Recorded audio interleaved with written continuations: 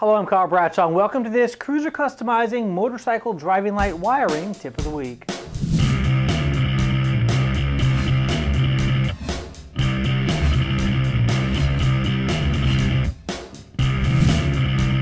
When it comes to accessorizing your motorcycle, wiring and electrical tend to be one of the most common trouble areas. One of the things that people are the most afraid of. So we know we want to be seen and we want to see.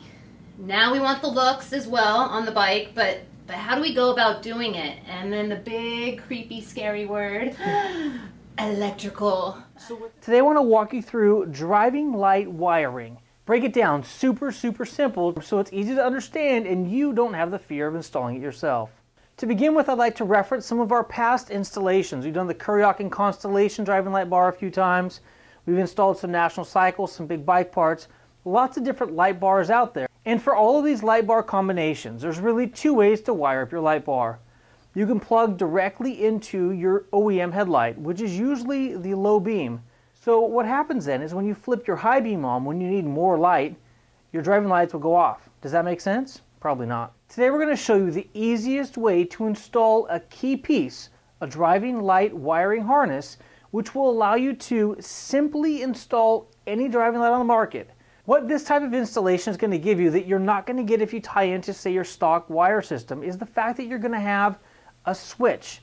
You're going to be able to decide when you want your lights on. Whether your headlight's on the low beam or high beam, that's irrelevant. This system will function completely by itself. The unit that I have here in front of me today is the PIA driving light harness. This comes in all of the PIA light kits.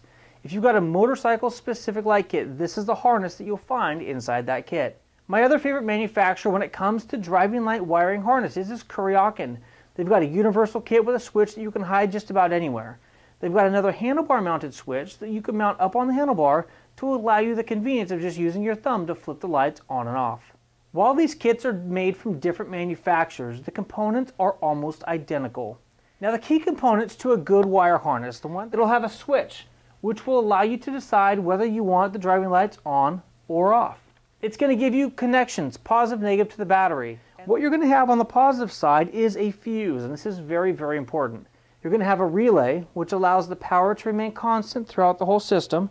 This wire here is going to allow you to tie this into something that has 12-volt switched power. On the other end, you're going to have positive, which is power, and negative, which is going to be a ground. So this here is the Kuryakyn Universal Wire Harness. Now there's several different options. There's handlebar mounted. This switch here you can conceal just about anywhere you want to. It provides you not only a switch source, so you can choose if you want the lights on or off. It also provides a relay and a fuse.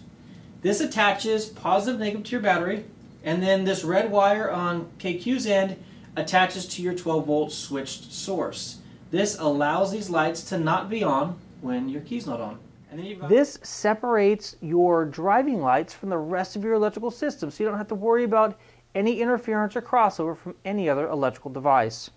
Say you're parked on the side of a road and you really don't want to be that conspicuous, you don't want that much light shining out into the wilderness, you simply click your button and turn your driving lights off. You can still have your headlight or your parking lamps, but your driving lights will not be shining. Another situation would be if you want your high beams to be on and your driving lights. Once you flip your high beams, if you're wired directly into your low beam, though your driving lights will cut off and your high beam will be the only thing shining. Not necessarily the best situation. So a switch is definitely a key thing in any wire harness that I suggest or recommend that you take a look at. 12-volt switched power. What that will do is it'll make sure that your driving lights turn off when your key gets turned off on your motorcycle, so you don't have the possibility of leaving it on when you walk away from the bike. Now all of these driving lights are going to have a power and a ground. If you have a light that only has one cord, that means the light is actually grounded to the housing, so that housing is going to have to set onto something that connects to the frame in order to ground it properly. If you've got a two-wire system, one's going to be power or hot, and the other wire is going to be ground. Again, plug these in, power and ground. It's really that simple. Plug into your battery, plug into a switch source, and then wire these to your driving lights. Now when making these connections, both the Kuryakyn unit and the PIA unit have male and female connectors that you simply put the opposite connector onto your driving lights and plug them in. If you want a surefire way to make sure you never ever have a loose connection, go ahead and put solder on each of those connections. And you can also shrink wrap on top of that, ensuring that these wires will never come disconnected from your driving lights. You now have the electrical know-how to put driving lights onto your motorcycle. Thank you for watching this Cruiser Customizing Driving Light Wiring Tip of the Week. Until next time, take care and ride safe.